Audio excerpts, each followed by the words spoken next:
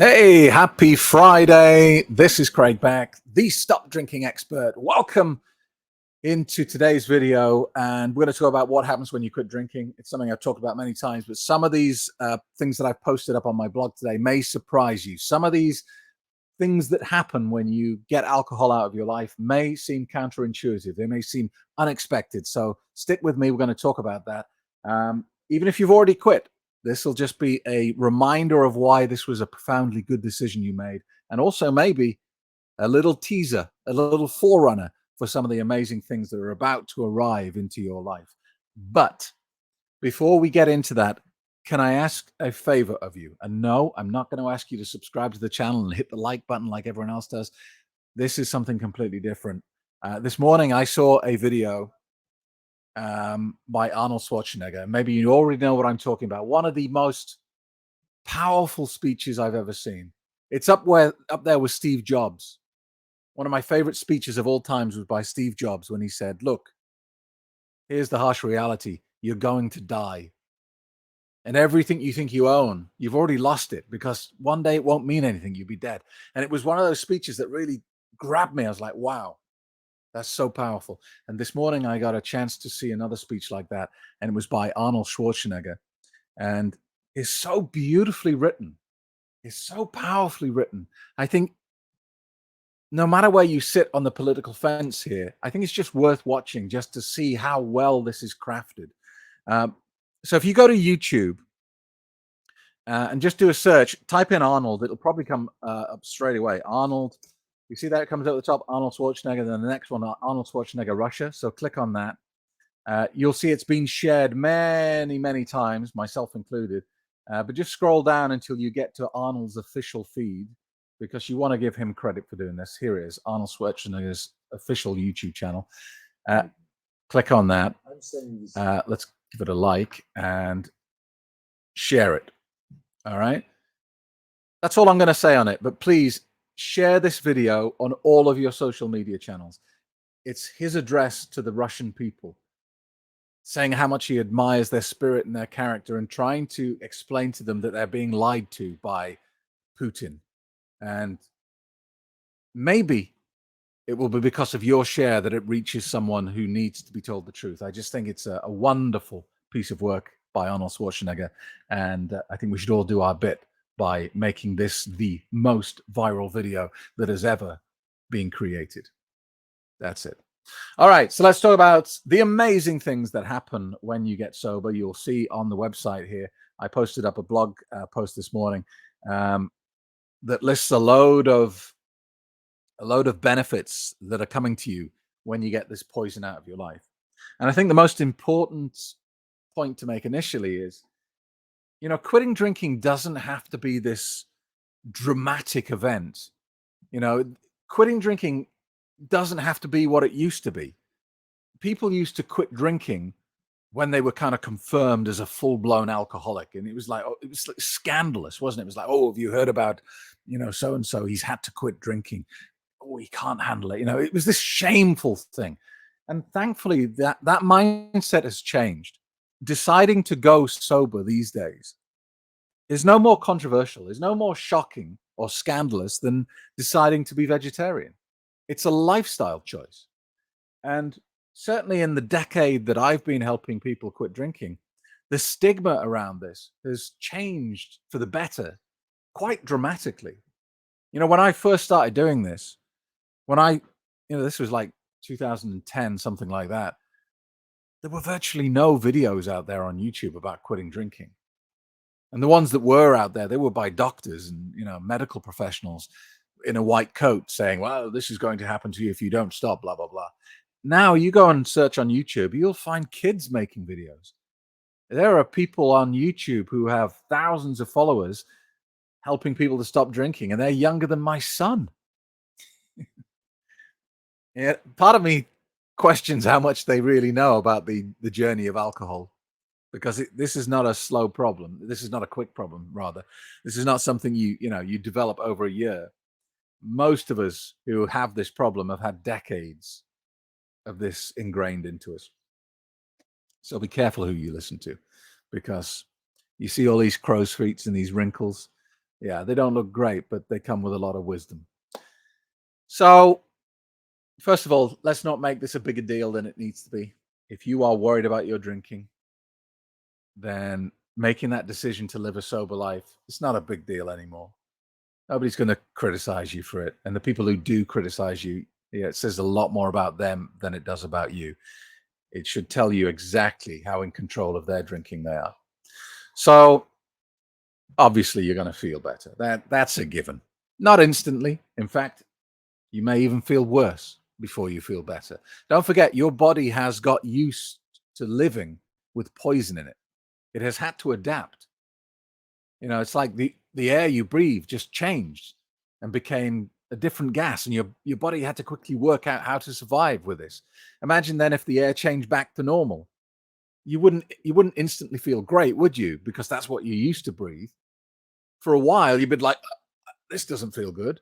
And that is going to happen in your body. Even as though you are living a much healthier life now and you're not drinking poison, it still might feel bad because your body is expecting poison and you're not giving it. So for a while, there will be a period of change. Okay. So just wait for that. Your social life will improve. Now, this is a shocking one that most people don't believe. Most people would say, how can I have a social life if I don't drink? Just stop for a minute. How social are you really being when you drink alcohol? Are you fully present? Are you listening to what your friends are telling you? Or are you just comfortably numb, a zombie who finds things that aren't funny funny? Somebody slips and falls and hurts themselves. It's hilarious when you're drunk, isn't it? Because you're basically a monkey. You're basically a shaved chimp. That is the level of your intelligence. So,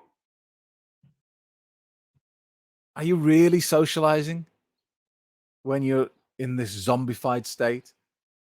The things you say don't make sense. You slur them, you jumble them, you repeat yourself, you mess up the punchline to jokes, you say things in the wrong order, you're indiscreet, you tell stories and secrets that you shouldn't be sharing, you let people down, you abuse people's trust in you. And then you don't listen to what anyone else is saying. This doesn't really feel like a very valuable human interaction to me.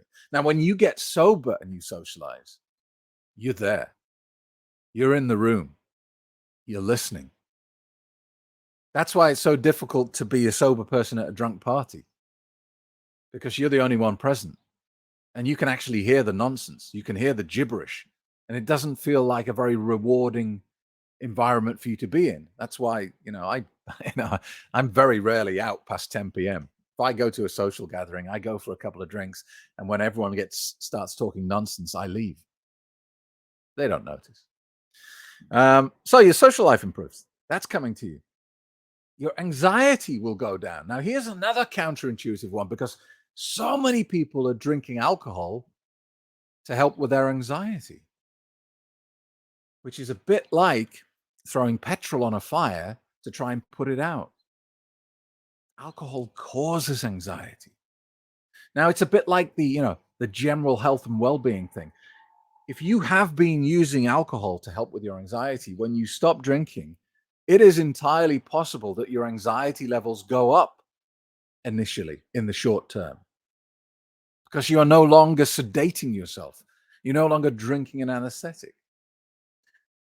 But as long as you stop consuming something that is proven to cause anxiety, if you give it long enough and you bring in some supplemental help to address your anxiety issues, you will very slowly but very powerfully feel much more centered, much less panicky, much less anxious. That's coming to you as well. You'll save money. I mean,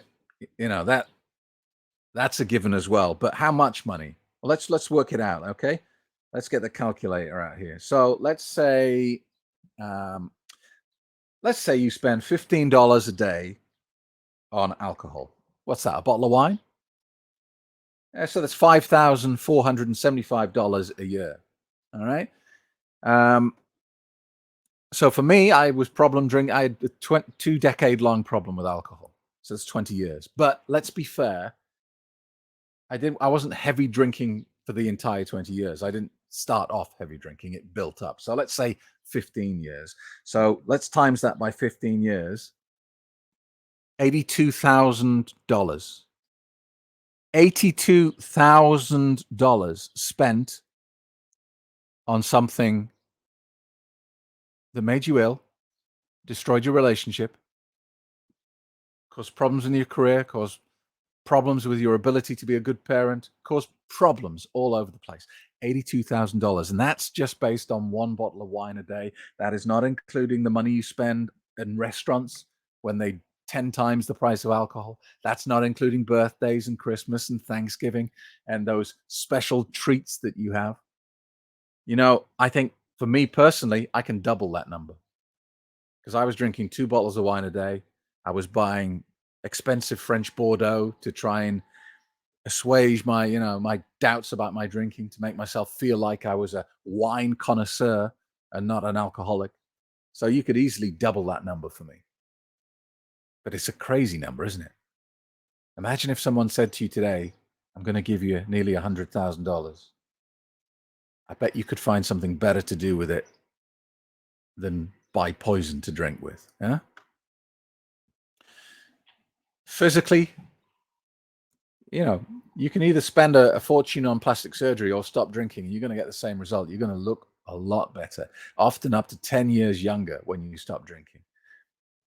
You're going to drastically reduce your risks of getting horrible diseases like heart disease, liver disease, strokes, cancer.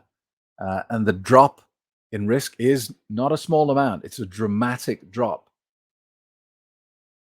And you're going to sleep better. That's another strange one, isn't it? Because a lot of people say to me that they can't get to sleep without drinking. And I buy that. I get that because I used to believe that as well. But we've talked about this many times. And you can prove it. Just wear a Fitbit or an Apple Watch and drink alcohol and have a look at how it rates your sleep that night. I guarantee you, your app is going to tell you you slept like a bitch last night. Not good. So if you want to have a look at that article, it's up on the blog post at the website, stopdrinkingexpert.com. If you're ready to take this step into sobriety with me, then use the web link at the bottom of the page. Attend today's free quit drinking webinar, and I'll talk you through how this process works. If you want a quicker way to do it, you can join my YouTube members group. There will be a members button at the bottom of this video. Click on that where it says join, and you can do the course on YouTube if you prefer. But if you're worried about your drinking, just do something. Thanks for watching. Have a good weekend. See you Monday.